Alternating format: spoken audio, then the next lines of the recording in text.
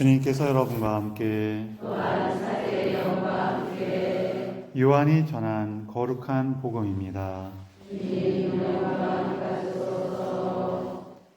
그때 예수님께서 제자들에게 말씀하셨다. 내가 아버지에게서 너희에게로 보낼 보호자 곧 아버지에게서 나오시는 진리의 영이 오시면 그분께서 나를 증언할 것이다. 그리고 너희도 처음부터 나와 함께 있었으므로 나를 증언할 것이다.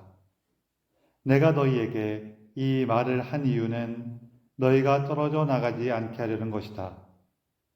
사람들이 너희를 회당에서 내쫓을 것이다. 게다가 너희를 죽이는 자마다 하느님께 봉사한다고 생각할 때가 온다. 그들은 아버지도 나도 알지 못하기 때문에 그러한 짓을 할 것이다.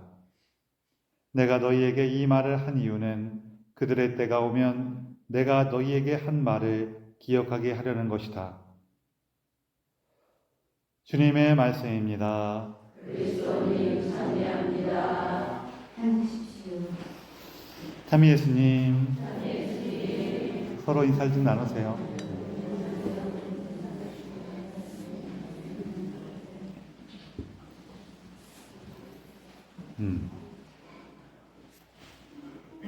예전에 이제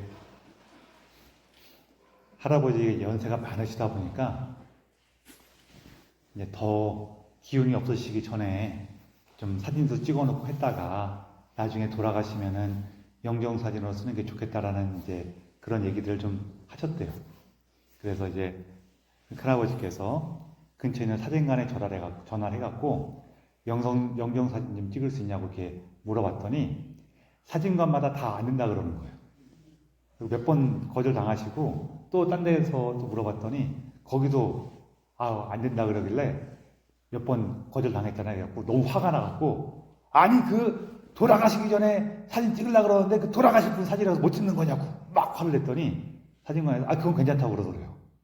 그게 어떻게 된 건가 봤더니 이 큰아버지께서 영정사진이라고 찍고 싶다고 말씀을 하셨어야 되는데 계속해서 신령사진 찍고 싶다 그러신 거예요. 신령사진이니까 사진관에서 뭐라 그래요? 아우 저기 그거 못 찍어요 이럴 거 아니에요. 그쵸? 그랬던 거였어. 이게 우리가 이제 뭐 하다 보면은 내가 하고 있는 게 뭐가 잘못되어 있는가를 이제 느끼는 게 사실 쉽지가 않아요. 나한테는 익숙하고 자연스럽다 보니까 이게 뭐가 문제가 있나라는 걸 이렇게 깨닫는 게 생각보다 어려운 일이 될 때가 있어요.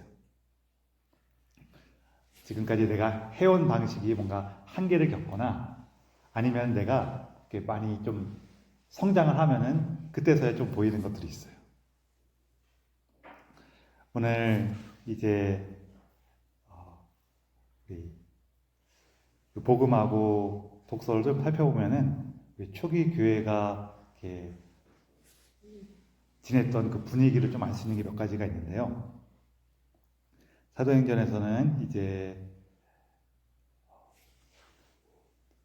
바오로 사도의 그 선교 여행이 계속 나와요. 거기 보면은 일독서에 보면 중간에 안식일에는 유다인들의 기도처가 있다고 생각되는 성문 밖 강가로 나갔다 이렇게 나오는 게 있어요. 요게 하나가 이제 사람들이 이제 예상하기로는 연구하시는 분들께서 보통은 이렇게 유다인들이 지내는 곳에는 회당이 있을 경우가 많아요. 유다인들이 한 곳에 좀 모여 살고 한 곳에 모여 사는 이유는 서로 생활에 도움을 얻기 위해서 그렇지만 또 하나는 이 유다인들은 안식일 날에 멀리 걸어갈 수가 없어요. 안식일 날 걸을 수 있는 그 거리도 이게 제한이 돼 있었어요. 2km 정도 좀 안 되게. 그래서 그 안에 다 살아야 돼요. 그렇기 때문에 거기 모여 살고 그 중심에는 회당이 있는 경우가 많이 있거든요. 그런데 아직 유다인들이 살기 시작한 지가 얼마 안 됐거나 혹은 그 지역에 대해 유다인들에서 약간 어려운 분위기가 있으면은 회당을 만들기가 어렵겠죠. 그러면은 그 성 밖에 기도하는 장소를 이렇게 두었던 것 같다고 그래요. 그래서 오늘 사도 바오로도 저 안식일이 돼갖고 회당이 없으니까 그 기도처로 갔던 거예요. 갔는데 거기에서 이제 여인들이 있어갖고 그들에게 말씀을 전하고 거기에 보면 이제 리디아라는 이 분이 나오는데 이분이 자색 옷감 장수래요. 자색 옷감 장수. 자색 옷감은 이제 성경 시대를 배경으로 할 때에는 이 자색 옷감 혹은 이 자색이 나오는 것 자체가 좀 이렇게 전해주는 게 있어요. 그게 뭐냐면은 이 자색이 굉장히 비싼 염료예요. 그래갖고 자줏빛을 딱 두르고 있으면은 그 사람은 참 부자구나 혹은 신분이 높구나. 옛날에는 저기 돈이 많은데 지금도 그래요. 돈 많은데 신분이 낮은 것이 좀 힘들어. 내가 돈은 많은데 신분이 낮아요. 그럼 어떻게 해요? 뇌물을 써서라도 조금 이렇게 올릴 수 있잖아요. 뭐 지금도 아니라고 할 수는 없어요. 그렇죠? 그리고 또 하나는 그 신분이 낮다는 것은 이제 권력에 이제 가까이 가지 못했다는 뜻이 될 수가 있는데 권력에 가까이 가지 못한 사람이 재산이 많으면 그것도 위험해요. 사실은. 죽임을 당하고 뺏길 수가 있어요. 그런 게 있기 때문에 보통 그 힘 있는 사람들하고 돈 많은 사람들하고 서로 이렇게 막 연결되는 건 좀 강해요. 자색 옷감이 자색이 나오는 것 자체가 중요한 거고 그 자줏빛을 두르고 태어났다 막 그런 말도 있는데 그럼 되게 이렇게 그 부귀 영화를 누리는 집에서 태어났다는 뜻이에요. 근데 그 염려에 대해서 더 많이 얘기할 것까지는 없을 것 같고 넘어가고. 근데 여기서 이 자색 옷감 장수라는 거는 그런 비싼 물품을 판매하는 사람이라는 거예요. 그럼 이 사람은 가난할까요? 그래도 제법 돈이 많을까요? 제법 많을 거예요. 우리 잘 생각해 보세요. 시장 통해서 콩나물 파는 사람이 돈이 많을까요? 아니면은 저기 백화점에서 명품 그거 막 판매하는 사람이 돈이 많을까요? 그런 느낌이 있는 거예요. 그래서 물론 이게 또 이 얘기를 하니까 딴 얘기가 생각났는데 우리 옛날에 선배 신부님께서 옛날 얘기예요. 독일에 유학을 가셨는데 이제 쉬는 시간에 흡연하는 장소에서 담배를 좀 피우고 계셨는데 옆에 이제 중동에서 온 친구가 있더래요. 이런저런 얘기를 하다가 나도 중동에서 독일까지 유학 오려면은 너 부모님 참 힘드시겠다. 너 부모님 뭐 하시니? 이렇게 물어봤더니 양계장을 한다 그러더래요. 아이고 양계장을 하면서 자식을 독일에까지 유학 보내려면은 만만치 않겠다. 그럼 또 이런저런 얘기를 하다가 그럼 너희 집에서 닭이 몇 마리 있어? 그랬더니 이 친구 하는 말이 10억 마리 그러더래요.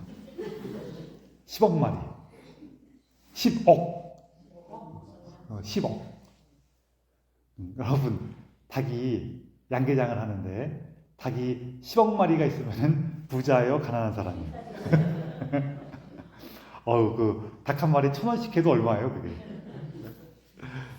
그러니까 이 말을 하다 보니까 양계장이 된 거지, 사실은 우리를 치면은 그런 닭고기 판매하는 큰 회사를 갖고 있는 거죠. 그래갖고 우리가 좀 전에 여러분이 콩나물 파는 것이 이렇게 가난할 것 같지만 콩나물 공장일 수도 있잖아요. 그렇죠?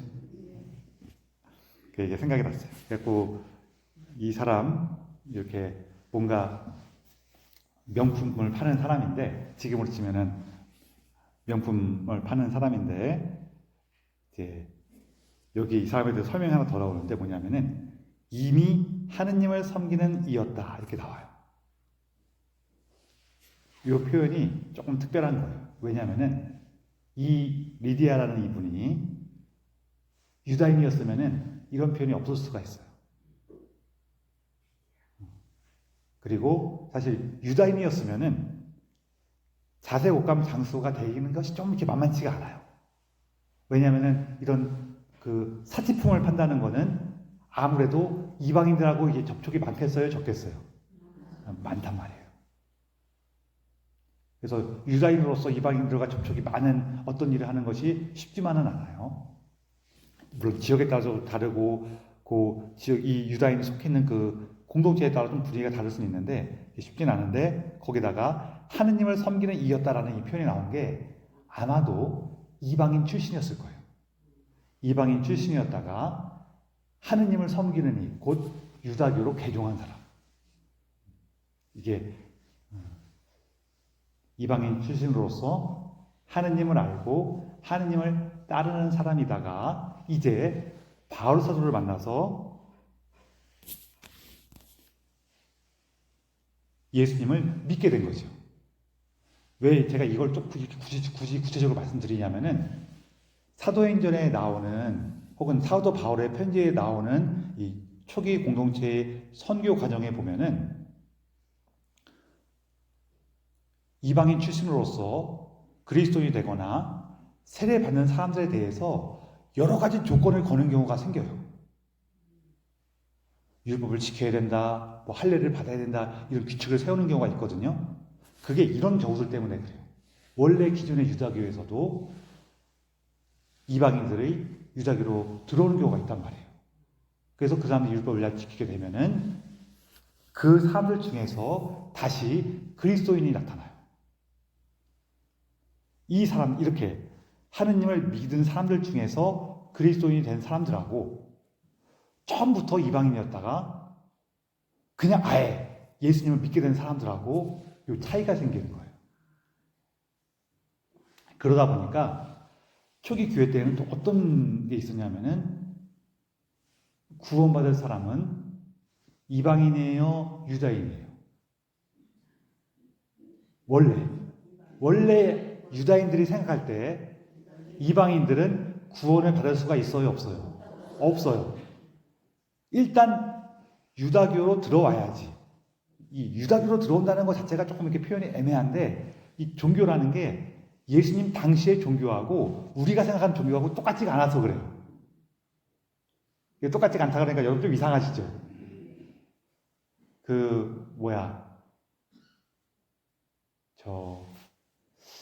우리나라는 굉장히 오랫동안 이렇게 세속화 과정을 거친 나라여갖고 이게 설명이 참 나빠요. 외국 사람들이 한국 사람들하고 얘기하다가 한국 사람들끼리 얘기하다가 깜짝 놀라는 것 중에 하나가 뭐냐면은 한국 사람들 우리는 이 얘기 하거든요. 너 어릴 때 종교가 뭐였어? 이 얘기 여러분 이상해요, 안 이상해요? 너 어릴 때 종교가 뭐였어? 이상해요, 안 이상해요? 별로 안 이상하죠. 어릴 때 교회 예배당 다니다가 어릴 때 뭐 절에 다니다가 나 요즘에 성당 다니 이럴 수 있잖아요. 우리 개념에서는. 근데 외국 사람들이 이 얘기를 깜짝 놀래요. 어떻게 어릴 때 종교가 있고 커서 종교가 있어? 이해되시죠? 어떤 느낌인지 이해되시죠? 마치 우리한테는 뭘 물어보는 거랑 비슷하냐면은 너 어릴 때 성씨가 뭐였어? 내 어릴 때 내가 김씨였는데 커서는 이씨야. 여러분 이상해요, 안 이상해요? 그렇죠? 이런 느낌인 거예요.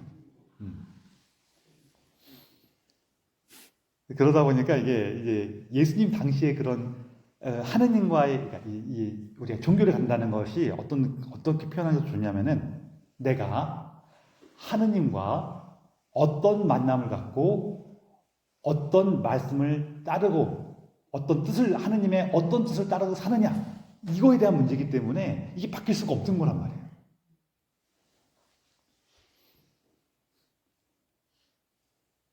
그래서 이제 유다교로 개종했다는 거하고 유다인이 되었다는 것, 그 유다인들의 문화, 유다인들의 세계 안에 들어갔다는 거하고 같은 얘기란 말이에요. 그리고 우리 첫 번째 그리스도인들은 다 유다인이었어요. 다 유다인이었어요. 베드로 사도를 포함해갖고 12사도와 그 제자들이 다 유다인이었단 말이에요. 대부분. 예수님 살아계실 때 이방인들에 대한 얘기가 나온 거는 예수님을 보고 싶어하는 이방인들이 필리포 사도한테 얘기해갖고 다시 안드레아 사도를 통해서 예수님하고 이렇게 전달되는 그 과정, 그 얘기밖에 얘기하고 저기 그 가나안 여인 그런 얘기들 좀 특별하게 나오는 얘기들밖에 잘 없어요. 그러다 보니까 이 초기 그리스도인들은 어떻게 생각을 했냐면은 자, 하느님께서 구원을 약속하신 것은 이방인이에요, 유다인이에요? 유다인이에요. 근데 이 유다인들도 제대로 못 살아. 그래서 예수님께서 오셨어. 그래서 이 유다인들 안에서 복음이 전해지고 이 유다인들이 먼저 예수님의 말씀을 듣고 구원을 받게 되는 거라고 생각을 했단 말이에요. 자, 그러면 이방인이 있어. 이 사람이 예수님을 믿고 구원을 받으려면은 어떻게 해야 돼요? 그죠? 먼저 유다인으로 와야 되는 거예요. 요 과정에서 그럴 필요 없다고. 이방인도 그냥 예수님 믿으면 된다고. 아주 강력하게 주장하신 분이 누구예요? 바울 사도예요. 근데 이 바울 사도는 놀랍게도 출신이 무슨 출신이에요? 유다인 중에서도 바리사이 출신이에요. 이 바리사이들은 유다인 중에서도 독한 사람들이에요. 제일 독한 사람들이 바리사이들이에요. 이 사람들은 율법의 모든 조문을 단 한 가지도 어기지 않겠다고 서약한 사람들이에요. 이렇게 제일 율법에 대해서 완고하고 독한 바리사이인 바울 사도가 율법 그거 아니라고 예수님을 믿으면 된다고 하니까 이게 깨진 거예요. 그리고 깨지는 과정에서도 우리가 알다시피 여러 가지 일이 막 벌어지죠. 그런 거를 같이 기억하시면은 성경을 이해하는데 좀 더 재미가 있어요. 재미가 있고 또 오늘 복음에서도 이런 초기 교회 상하고 완전히 무관하진 않는데 이제 우리가 좀 전에 얘기했던 것처럼 아직도 많은 사람들 생각 속에는 유다인이 되고 그 다음에 그 안에서 예수님을 믿기 시작하면은 우리가 구원으로 나아갈 수가 있고 이 예수님은 원래 유다인들이 가져온 그 믿음의 핵심이고 참된 믿음을 가져오시는 분으로 믿었는데 이제 문제가 생겼어. 좀 후대가 되다 보니까 어떤 문제가 생겼냐면은 회당에서 쫓겨나게 됐어요. 지금은 요 사실은 이 요한복음에 있는 이 말씀 우리가 좀 전에 들은 이 말씀 사람들이 너희를 회당에서 내쫓을 것이다 라는 이 얘기는 예수님께서 남겨놓으신 말씀 중에서도 나중에 다시 떠오른 말씀이에요. 이게 우리가 이제 어릴 때 부모님한테 얘기를 들어요. 너 그렇게 불장난하다가 나중에 큰일 난다? 이런 얘기 들어도 우리가 그냥 우리 걱정해서 하시는 말씀이겠지라고 생각하다가 어느 날 내가 이게 불장난하다가 헛간에 불났어요. 그럼 어머니 말씀이 부모님 말씀이 딱 떠올라요? 안 떠올라요? 그런 거예요. 이게 말씀하신 것 안에서는 그냥 이렇게 나만은 있다가 나중에 그런 일이 벌어지면은 맞아! 하면서 딱 떠오르는 거예요. 이제 좀 전에 말씀드린 것처럼 내가 유다교 안에서 유다인의 삶 안에서 살아가다가 그 안에서 예수님을 믿는 사람이었는데 어느 날 회당에서 니를 다 나가라는 거예요. 그리고 이때는 성전이 이제 점령당하고 멸망한 이유기 때문에 유다인 공동체는 회당을 통해서 똘똘 뭉쳐있을 때예요. 회당에서 쫓겨난다는 얘기는 무슨 얘기냐면은 너는 이제 우리랑 같은 사람이 아니야 이 뜻이에요. 그러면은 내가 유다인으로서 살고 하느님의 백성이 됐다가 그 중에서도 예수님을 믿어서 가장 하느님 말씀에 충실한 사람이 됐어라고 믿었던 이 사람들이 야 니들은 아니야 다 나가. 이때 받은 충격이 어마어마하다는 거예요. 그리고 이것이 단순히 회당에서만 쫓겨난 게 문제가 아니라 생업에서 문제가 생겼어요. 이때 그리스도인들에게 주어진 이제 유다인들의 그런 규정에 뭐가 있냐면은 그들과 거래하지 말고 그들의 물건을 사지도 말고 그들에게 물건을 팔지도 말고 그들의 자녀들에게 교육시키지도 말고 그들의 자녀들에게도 일을 주지 마라 이런 식으로 규정이 있어요. 그러면은 무슨 뜻이냐면은 내가 미국 가서 처음에 이제 미국으로 이민 가갖고 코리안타운에 살고 있는데 너 코리안타운에서 나가라는 거예요.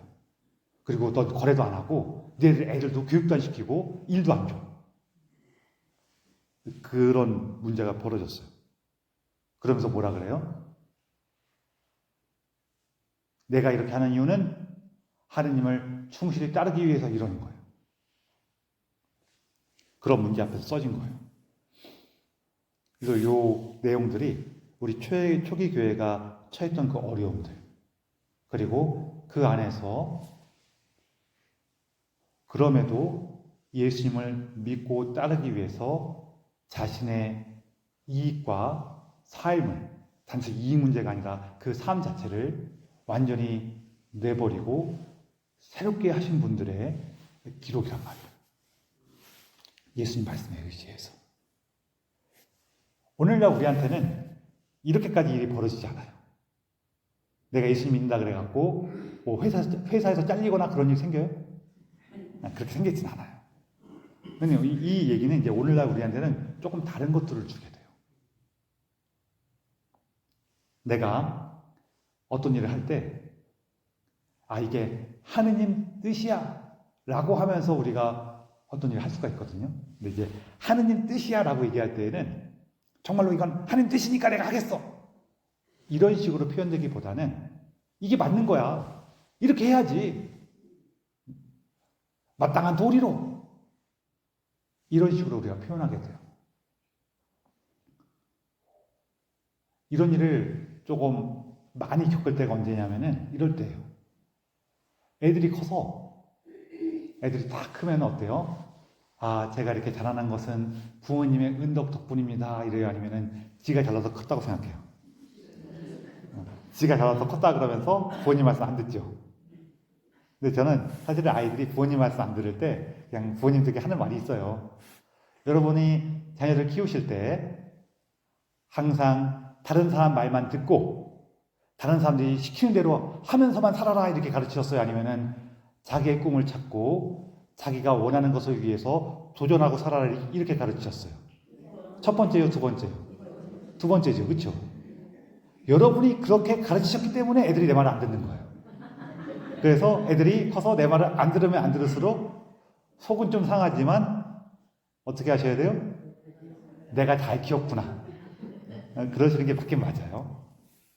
그럴 때, 이 애들이 무언가 내 말 안 들어. 나는 아무래도 여기 학교를 갔으면 좋겠는데 얘는 딴 학교를 가겠대. 나는 이런 일을 했으면 좋겠는데 얘는 딴 일을 하겠대. 나는 이런 사람을 만났으면 좋겠는데 얘는 딴 사람을 만나. 그러면은 그게 막 답답하고 화나고 이럴 때도 있어요. 그쵸? 없으세요? 없으시면 축하합니다. 그럴 수 있어요. 그럴 수 있는데, 그리고 내 판단이 옳을 때도 있어요. 우리가 세상을 오래 살다 보면은 그 살아온 경험이 주는 것들이 있어요. 근데 얘네들은 그걸 아직 경험하지 않았어. 그리고 두 번째 또 있어요. 이건 우리가 잘못한 걸 수도 있는데 뭐냐면은 잘못된 거라기보다는 이제 내가 세상에 바뀐 건데, 지금 시대는 내가 살아온 시대가 아니야. 얘는 다른 시대를 살게 될 거예요.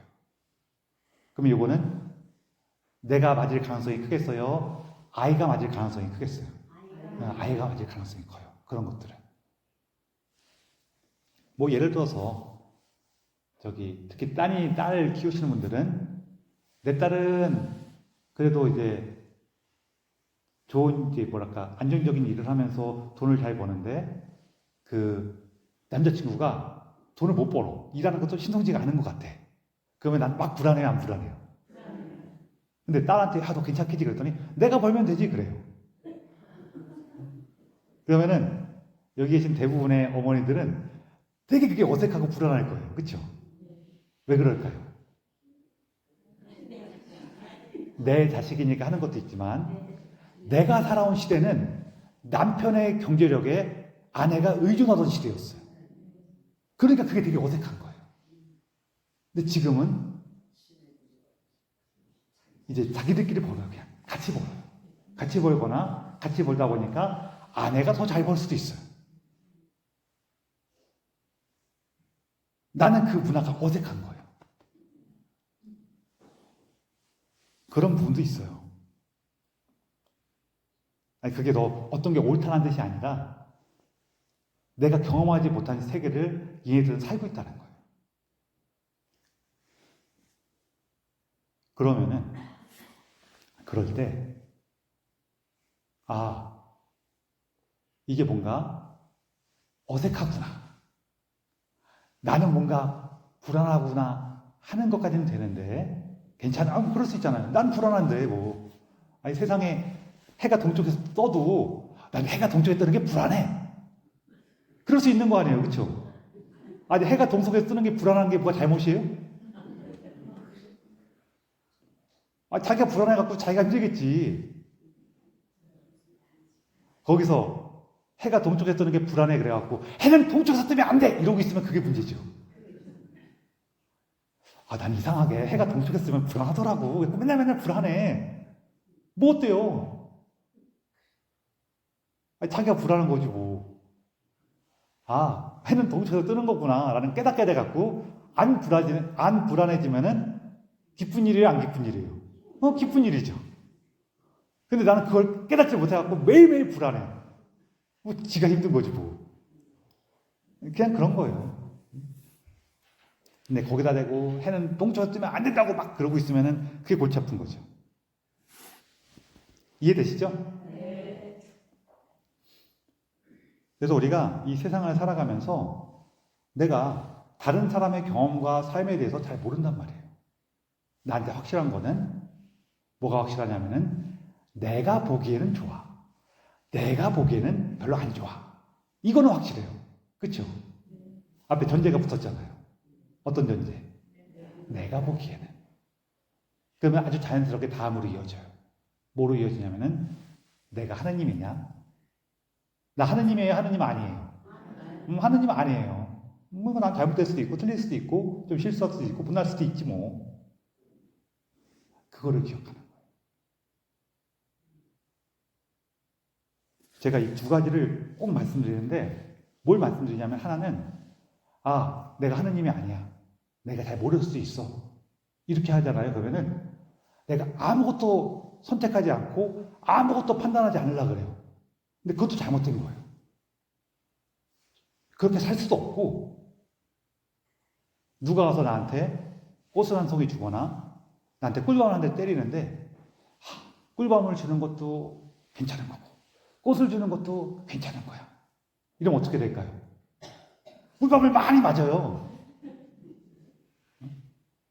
꿀밤을 많이 맞을 뿐만 아니라 어떻게 되냐면은 나 처음엔 몰랐는데 나중에는 내가 자꾸 이렇게 졸면서 걸어가다가 졸면서 자꾸 찻길로 내려가려고 그러니까 자꾸 꿀밤을 때리는 거야. 깨라고.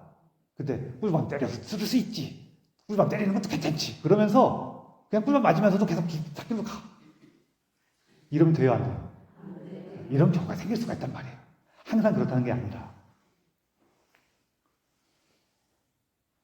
그렇기 때문에 그냥 이것도 저것도 그러는 것도 뭐 할 수 있으면 괜찮은데 또 우리 삶이라는 게 그냥 그게 큰 문제가 이렇게 조금 실수하더라도 조금 실수하는 게 큰 문제가 터지기 전에 보통 끝나요.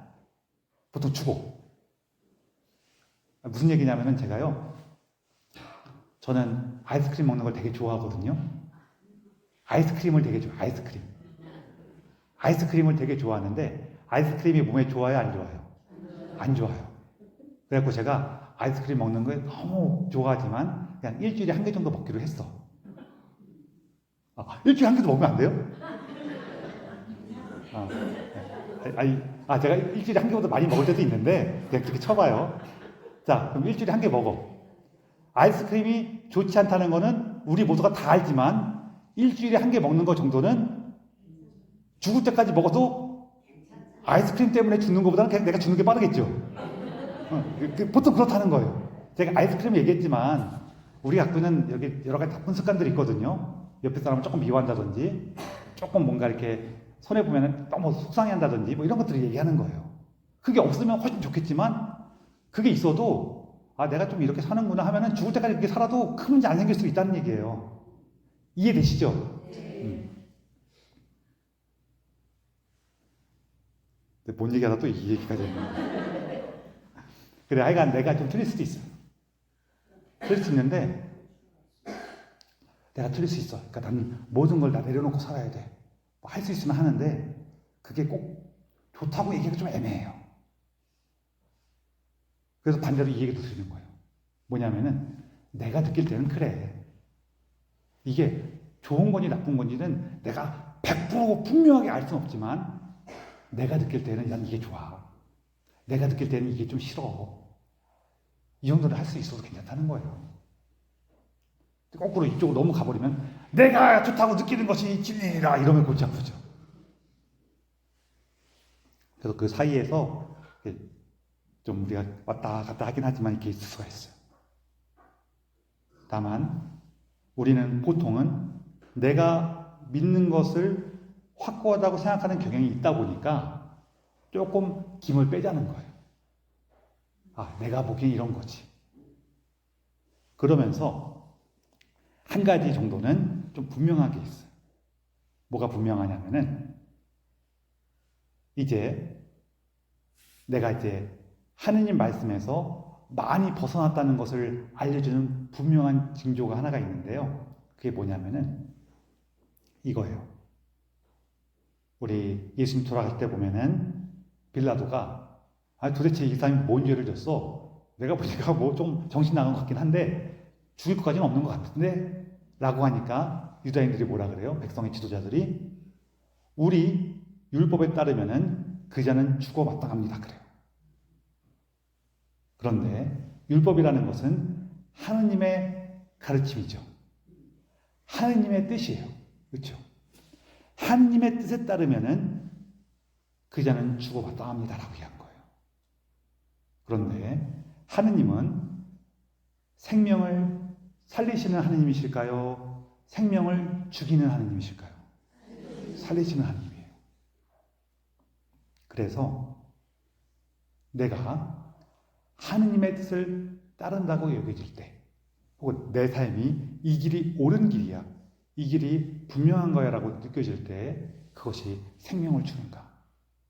생명이라는 것은 늘 말씀드린 것처럼 우리 삶을 더 사랑하게 하고 이해하게 하고 용서하게 하고 연민을 갖게 하고 기쁘게 하고 용기를 내게 하고 이런 걸 얘기하는 거예요. 그렇게 나를 움직여주는가.